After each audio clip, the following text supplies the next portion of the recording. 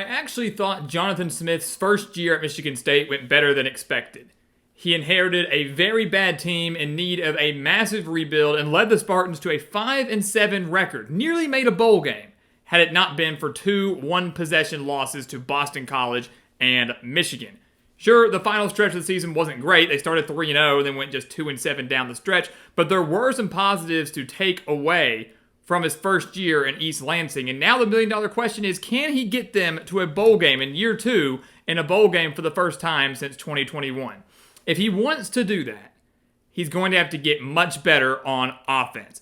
Michigan State's offense was horrendous last year, averaging just 19.3 points per game. That was 123rd in the nation. Only 333 yards per game, good for 110th in the nation. And only 115 rushing yards per game, also good for 110th in the nation. So one of the worst offenses, not just in the Big Ten, but in the entire country. But now, they have 9 starters back, including their quarterback, Aiden Childs, who was okay last year. Wasn't spectacular, but wasn't horrendous. Over 2,400 yards, 13 touchdowns, 11 interceptions, but in his final 7 games, completed 61% of his passes for 8 touchdowns and 3 interceptions. So much better as the year went on. His leading wide receiver from last year, Nick Marsh, returns after posting over 600 yards and 3 touchdowns. They also add Omari Kelly, first-team Conference USA selection at Middle Tennessee, who had 869 reception yards last season. So some solid pass catchers, a quarterback who should take a step forward in year 2. They also have star tight end Jack Velling and an offensive line that should improve after giving up 35 sacks in 2024. That will not only protect Childs a little bit more, but should open up some better running lanes for transfer running back Elijah Tautoliver coming in from Sacramento State. All in all, the offense looks to be in a position where they do take that step forward. Defensively, if they can play a similar defense like they did last year, they'll be in good shape. Because despite their record, again 5-7, Michigan State was 34th in the nation in total defense, giving up just 332 yards per game. Wasn't all that bad. That was a pretty big bright spot, I would say, in a season that was kind of disappointing. 332 yards per game last year. That was it. They do lose 4 of their top 5 tacklers, though, but I will say their back 7 looks to be very solid. The linebacking core looks really, really good, anchored by guys like Wayne Matthews and Jordan Hall and Darius Snow, all at linebacker. The secondary added some key transfers, guys like Joshua Eaton coming in from Texas State and getting Chance Rucker back from an injury. The biggest question for Michigan State defensively is their defensive line. That's what they've got to work on. Jalen Thompson looks solid. Isaac Smith coming in from Texas Tech is a good addition, but this is a defensive line that racked up 19 sacks all of last year, and 7 of them came in the first game against Florida Atlantic, meaning that Michigan State had 12 sacks in their final 11 games and went through a stretch where they had no sacks in 6 straight games. Back 7 looks good. The defensive line has to improve and has to be better at getting to the quarterback. Take a look at their schedule. Here's the problem for Michigan State. The team as a whole looks better. The coaching is solid. We know what Jonathan Smith is capable of year 2. Typically where coaches start to get a little bit better. We always say they hit their stride in year 3 or year 4. But you look at the schedule and you go, my God, it's so tough, right?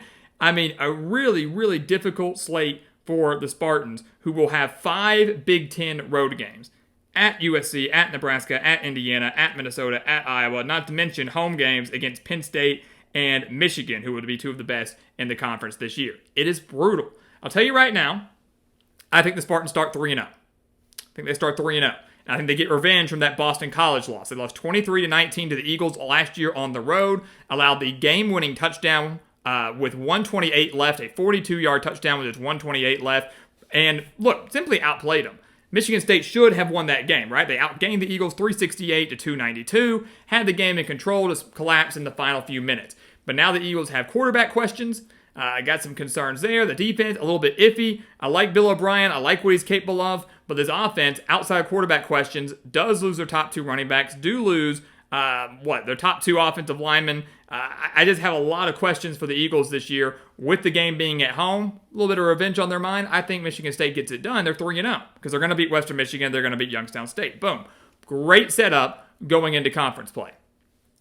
But it gets so tough. Where are the conference wins? You're looking at this schedule, and I think the most winnable games for Michigan State in conference play are probably at home against UCLA, Maryland in the season finale, And then maybe they're going to have to pull off an upset somewhere. Maybe they're going to have to pull off an upset like they did against Maryland last year, like they did against Iowa last year. That's what they're going to have to do if they want to find a way to get to their first bowl since 2021. I can tell you right now, they're not beating USC and they're not beating Nebraska despite having a week of rest, right? The USC's offense is way too dangerous. The defense is getting better. Long road trip out to the Coliseum and a Trojans team that's going to be hot very early on in the season. They got a very favorable slate to begin the 2025 season. So I like what Lincoln Riley's doing. And USC, everybody goes, they only won 7 games last year.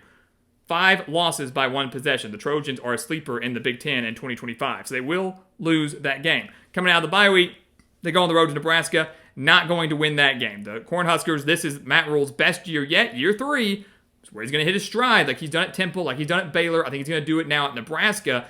Got a competent quarterback in Dylan Raiola. Got some solid pass catchers. Very strong offensive line. And a very underrated defense as well. Nebraska is going to win this game, especially with it being in Lincoln. So Michigan State, from 3-0 to 3-2, but come home and take on UCLA. This is a winnable game. This is a game that you feel like Michigan State has to win if they want to go to a bowl game, right? They've got to win this game if they want to go. And I just don't think they're going to do it. I just don't. Here's why.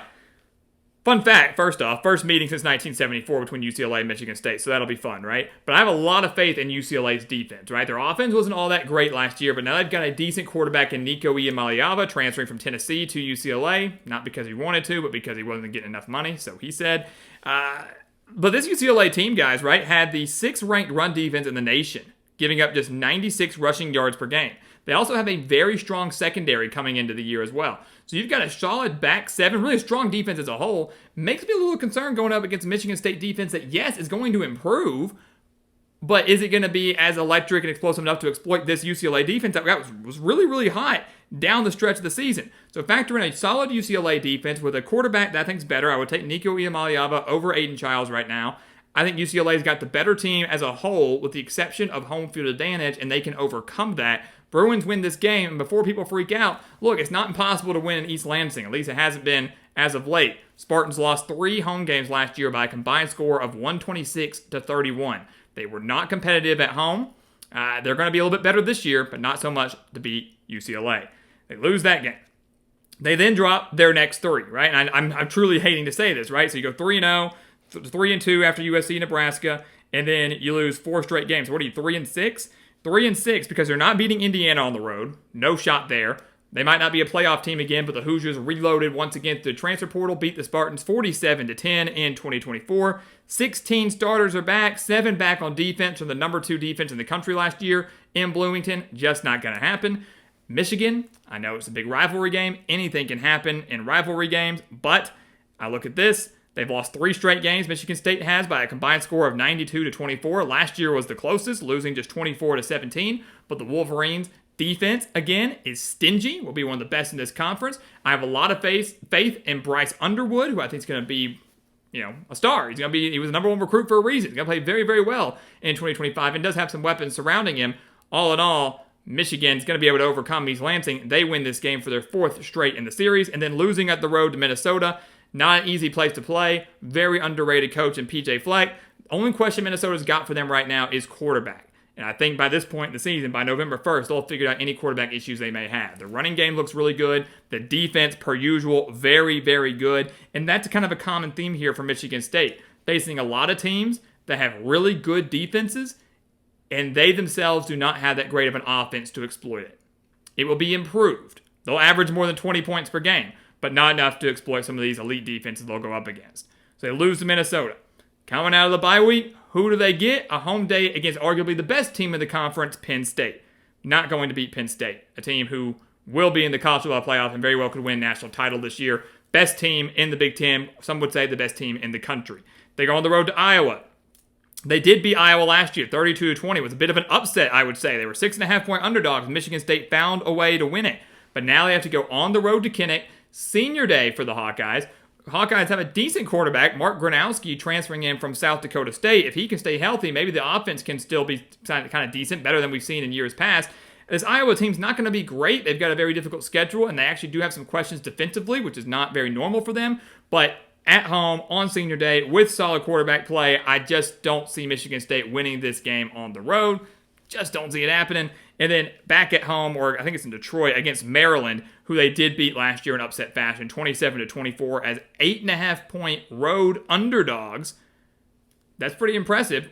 Kind of got people excited for what Jonathan Smith is going to bring before things fell apart in that 2-7 finish. Maryland, though, is a worse team than we saw last year. They have major quarterback questions. Only 4 starters back on defense, gave up nearly 500 yards of offense to Michigan State last season. Michigan State will beat Maryland in the season finale, ending the year kind of on a high note, but disappointingly finishing with a worse record than they had last year. I know many people will be quick to comment that it's ridiculous that I had that happening. How does Michigan State have a better team this year than they had last year, but they have a worse record? And that happens all the time in college football. It is not a crazy thing to say or a crazy thing to see. The schedule plays a massive role, and the Spartans got a brutal one. The talent is there. They are more competitive than they were last year, but it will not show in the win column. It will not show in the overall record because the schedule is so tough. Got them going 4-8. Maybe they can get to 5-7 again with a win over UCLA. I truly think that is the only toss-up game on this schedule that you could flip. I do not believe they're winning any of those road games. They certainly are not beating Michigan or Penn State at home. UCLA might be the only one, so if that makes you feel better, take it. 5-7, but the Spartans still fall short of a bowl game. It's next year, year 3, as we always say, where they could take that big step forward and hopefully get back to the postseason for the first time since 2021. So guys, as always, thank you so much for watching us here at the Gridiron Expert on YouTube. Make sure to continue to like, comment, subscribe, share our videos. Check out everything down in the description below. That includes our website, thegridironexpert.com, home to our newsletters, home to our expert picks that we advertised earlier. Do not miss out on those. Some of the best spread picks in the country for one of the lowest prices in the country. Do not miss out. Become a member of our GE Nation today. And once again, as always, thank you so much for watching, and we'll see you next time right here on the Gridiron Expert. Yeah.